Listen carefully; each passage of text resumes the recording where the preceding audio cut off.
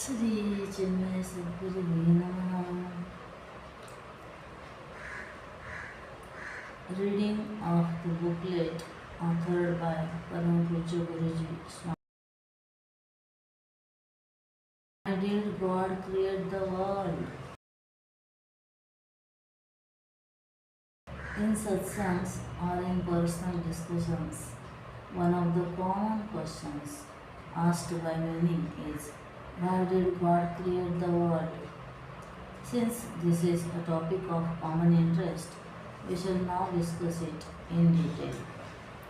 The question asked by various people may be the same, but their reason for asking or the actual question in their mind varies. Let us see why people ask, why did God create the world? The question may not arise out of curiosity or quest, but the person has already concluded that this world is meaningless and creating it is a waste. Based on these thoughts, he remarks, why did God create the world? Second, a person may be drowning in sorrow or pain. He sees no solution to his problems and in despair asks, why did God create the world? His actual question is, why am I so unhappy? If all were well, the question would not arise. When life is fun and the world appears wonderful, we even thank God for creating it and giving us the desired objects of the world. 3. There may not be a personal sorrow in someone's life, but when he looks at the world and sees the disparity amongst people, the rich and the poor, natural disasters, innocent people being exploited, killed and suffering, the injustice, cruelty, etc. He questions in anger, why did God create the world? He feels God is supposed to be just, kind and loving. How can he watch all the sorrow in the world? Why does he not do something about it? Why did he create suffering in the first place? 4. A student of science, theology or philosophy has an academic interest in finding the cause of the world. If God is postulated as a cause of the world, then the question arises, Andopi na pravartate. Even a dull-witted person does not act without a purpose. Why then was the motive behind creation? What then was the motive behind the creation? Einstein said, I wish to know the mind of God. Rest is all details. Such a question will not come to the atheist. He may ask, what is the world? How did it come into existence? Why is it in this particular way, etc. The theist already believes that there is a God and that he has created the world. He already has some concept of God and some vague theory of how the world is created. He thereafter wants to know why he created the world.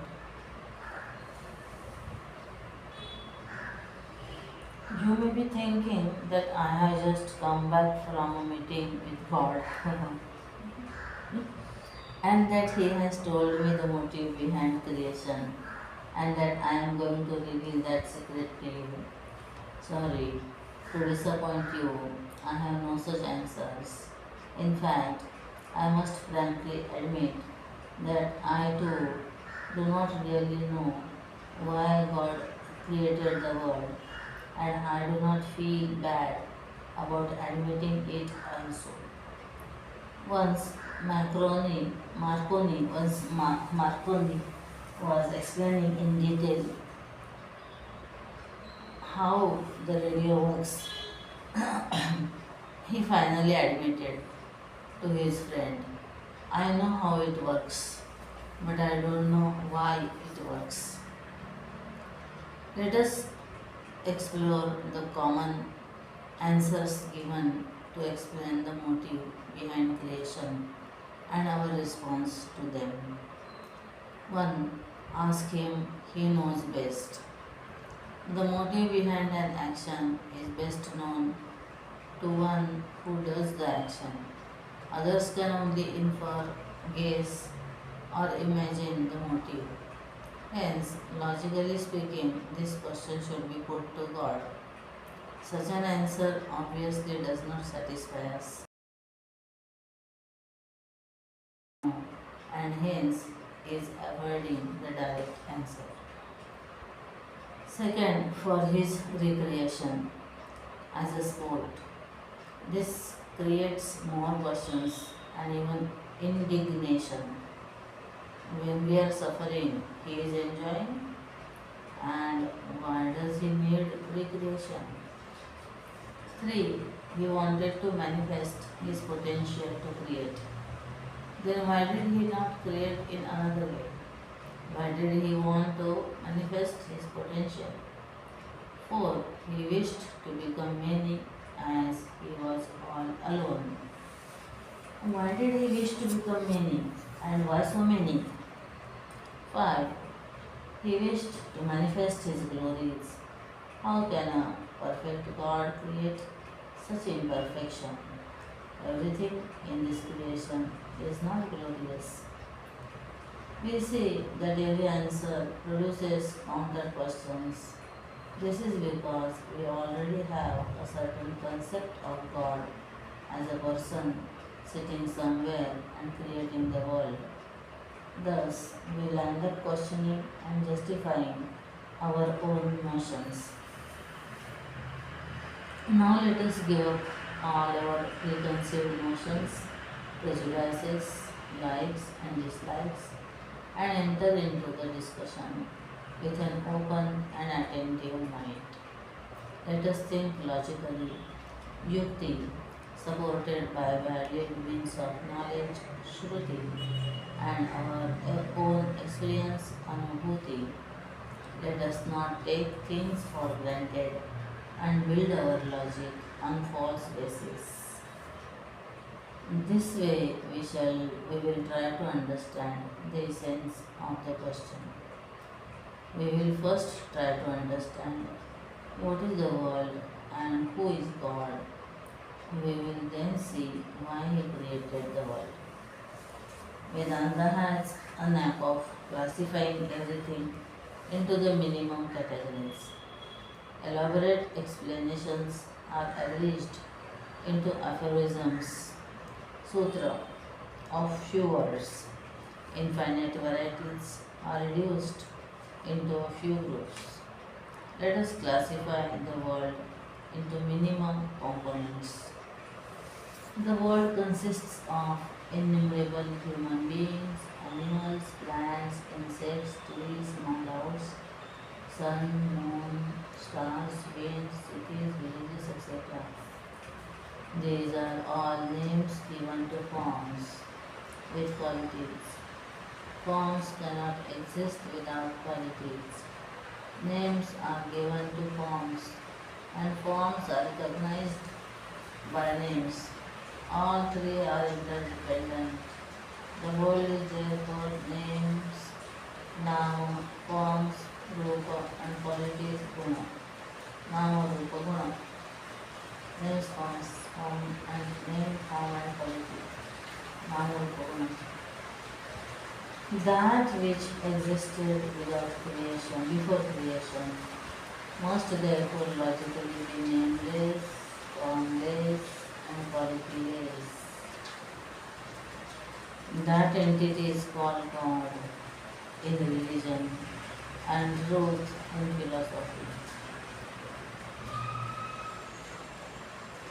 Anama, Arupa, and Aguna. God is therefore neither a man or woman. Any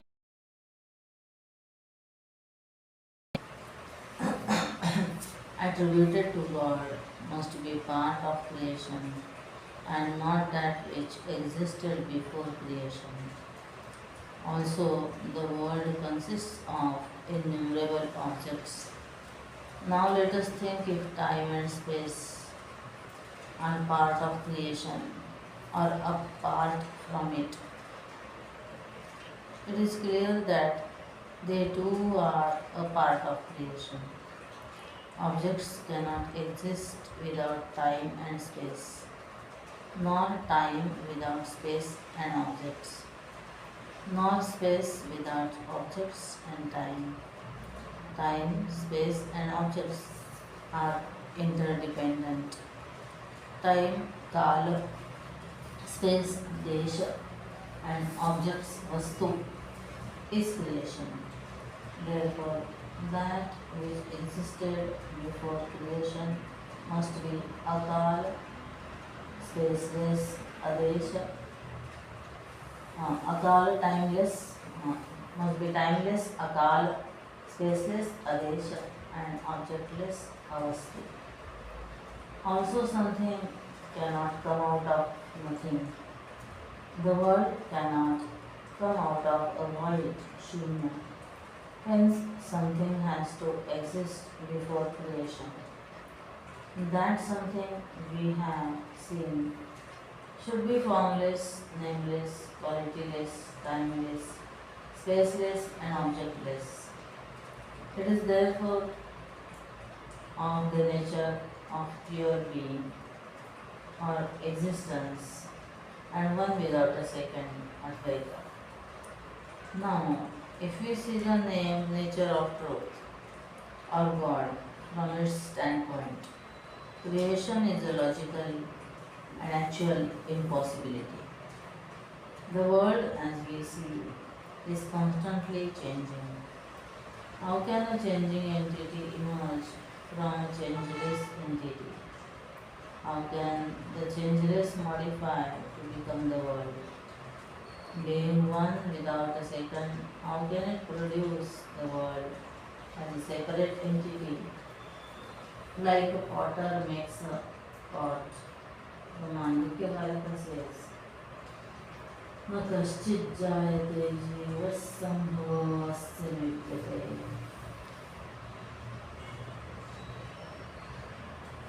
सम्भवस्य विद्यते एतद्ध्युत्तमं सत्यम् एतत्तदुत्तमम्.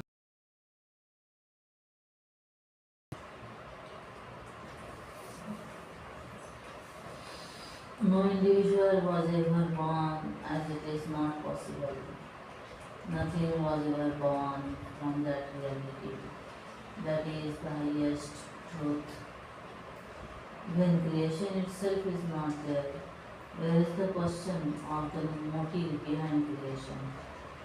This may seem impossible to stomach for us who are well grounded in this world and who give it an absolute reality. For us, the absolute truth seems unreal, remote, or at the most an intellectual concept. But if we reflect on this again and again, we might appreciate it. One may say, but why? What of creation? It is experienced by us, so it must exist. What is its relation to God or truth? What has it come from and why was it created? True, the world is experienced by us. Every effect must have a cause. An effect cannot be a cause of itself, and a finite effect cannot be cause of the infinite world.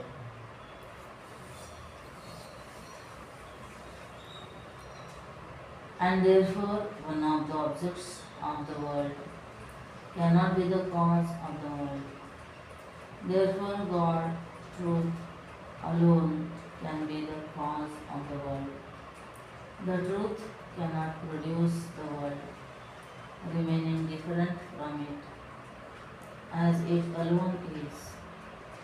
nor can it modify to become the world, as it is changeless. The only other possibility is that the truth, remaining as it is, appears as the world. The world is an appearance or a projection on the truth. A snake is seen on the rope. The rope appears as a snake without itself undergoing any change. The, the dreamer experiences joys and sorrows, has likes and dislikes, lives lifetimes, travels widely, all in the dream. For him, the experiences are real and his world solidly real. On waking, everything is realized to be an appearance. But why does the mind project the dream world? We may give many reasons for the same, but finally we would come to the conclusion that it is the nature of the mind to do so. Why does fire burn? What is its motive behind burning? It is its nature to do so. In the cause-effect chain, one ultimately comes to the conclusion that the truth or God projects the world because it is its nature to do so. देवस्य एष स्वभावस्तु आत्मकामस्य का स्पृहा.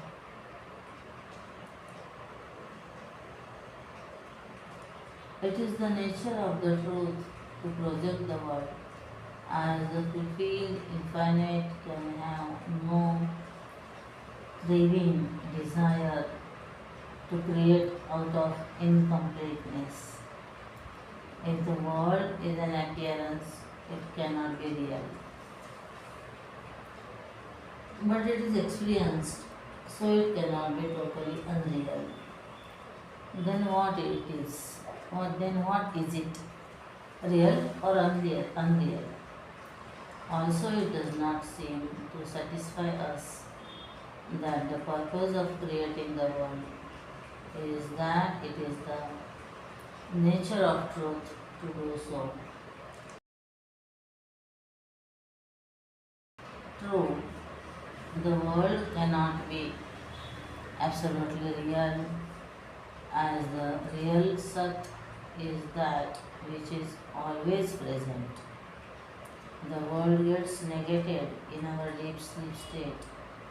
Also, the world cannot be totally unreal, Asat, and is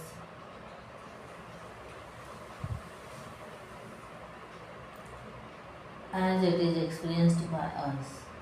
It is only relatively real, Mithya, and therefore an appearance.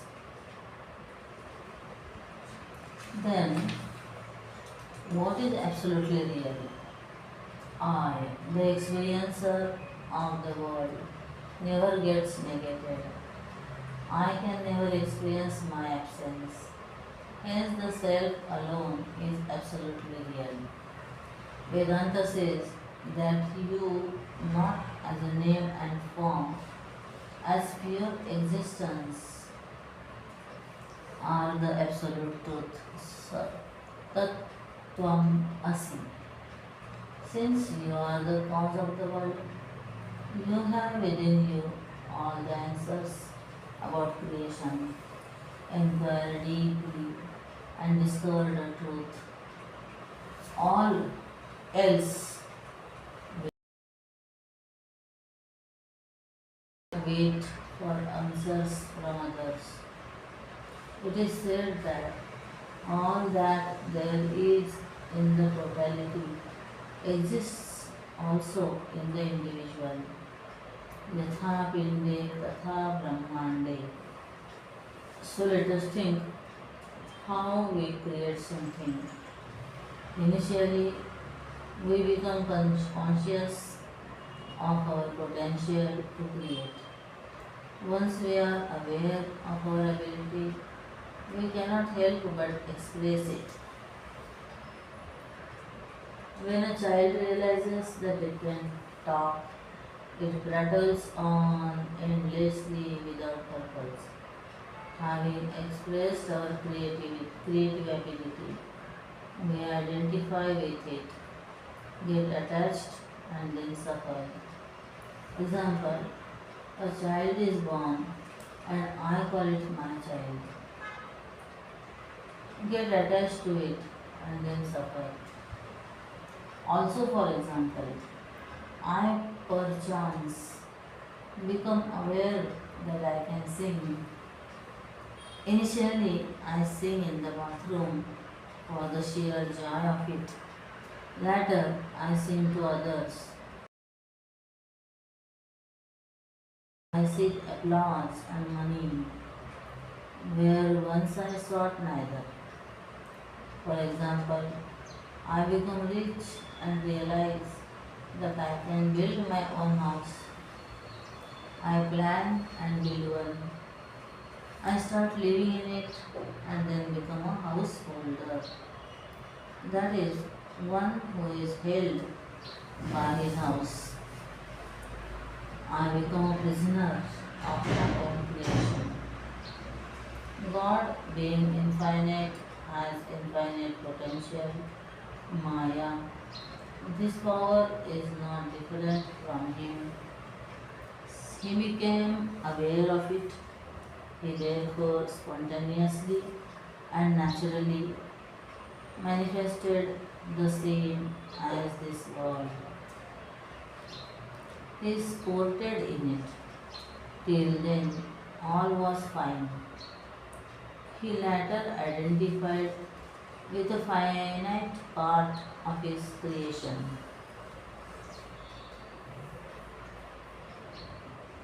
Thought himself different from the rest and got infatuated by his creation.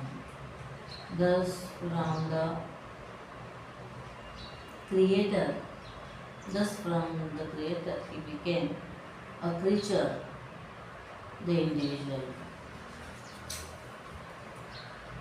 When we lose sight of the infinite self, identify with the finite, and consider the world different from us, we suffer. Thus, suffering is of our own making.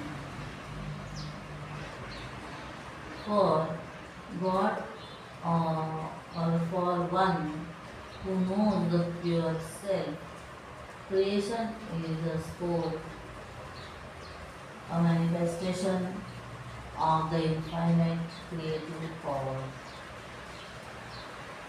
The question arises, what then is the purpose of the world for the individual, the jiva?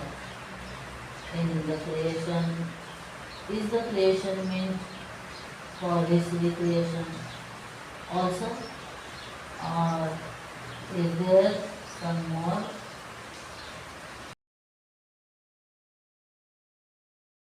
Why does the world become a problem to him?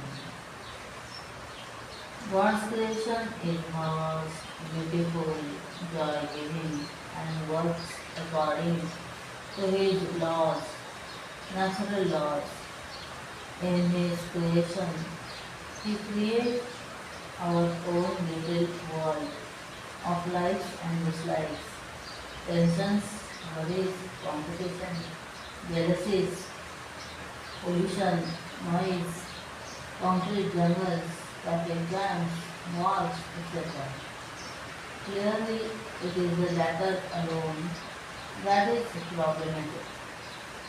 If we stop projecting our own egocentric world caused due to identification, we too would find life to be a sport. Leela. I, the individual finite being, is the center of my world. We must discover our own purpose of life on earth and try and fulfill it. It was said, "Find if man seeks, if man seeks more and more of the same, he remains in the rat race of life. Even if he wins the race, he still remains a rat. When he starts seeking a higher and higher purpose, there is greater fulfillment and joy. Gradually, he realizes that the purpose of life and the world is to realize the truth of the world and not just pleasure seeking. जीवस्य तत्व जिज्ञासा नार्थो यश्चेह कर्मभिः.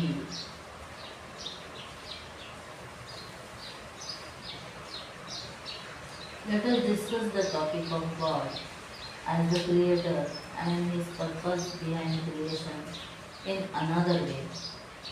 For every effect, karya, there must be a cause, karana, a creator, karta. The Creator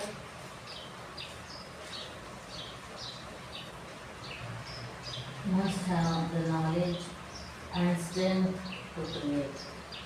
A pot maker must have the knowledge of how to make the pot. Ghatagnya and the strength to do so. Ghata Shaktiman. Similarly, the world who is omniscient, Sarvajna, and omnipotent, Sarva Shaktiman. Objects of the world have have two causes. The material cause, Upadan Karan, and the efficient or intelligent cause, Nimitta Karan. The material cause pervades the object, whereas the efficient cause remains separate from it.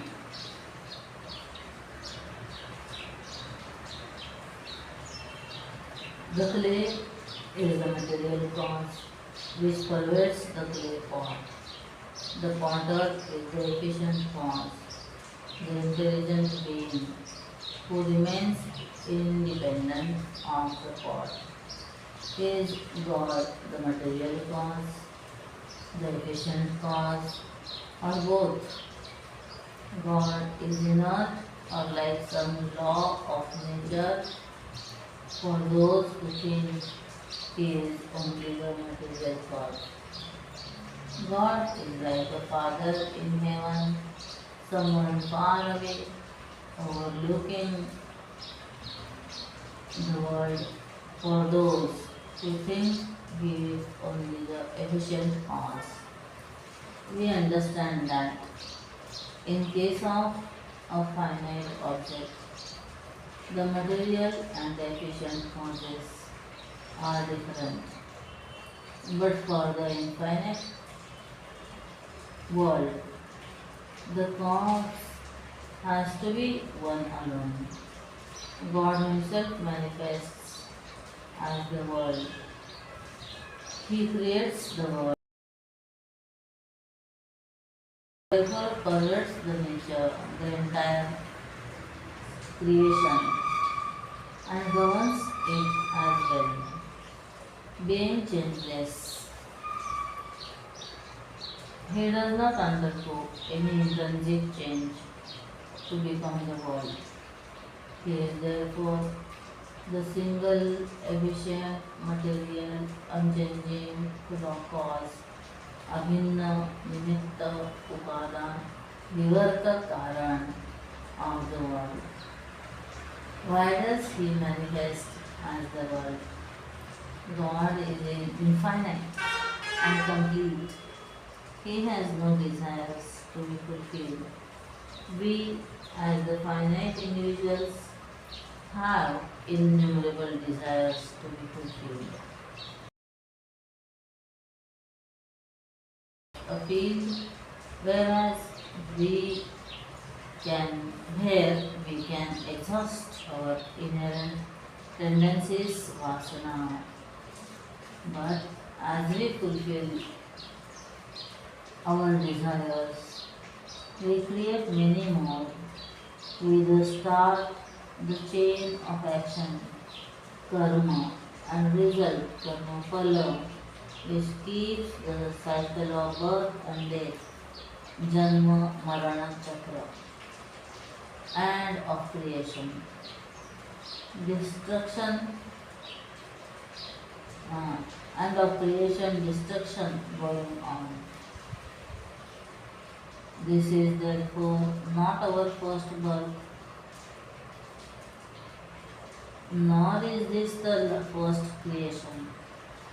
Instead of asking which was the first birth or first creation, we should try and end this cycle, realizing the truth behind the world and oneself. One is free oneself from this. One frees oneself from this cycle of birth and death. The pure being. There is no more becoming. Since this world is made for us, let us use it to know the truth. May His purpose behind creating this world be fulfilled. In conclusion, let us pray to God for truth within us and guide us in life, within us to guide us in life. Give it meaning and purpose and resolve all our doubts. Om Tat Sat.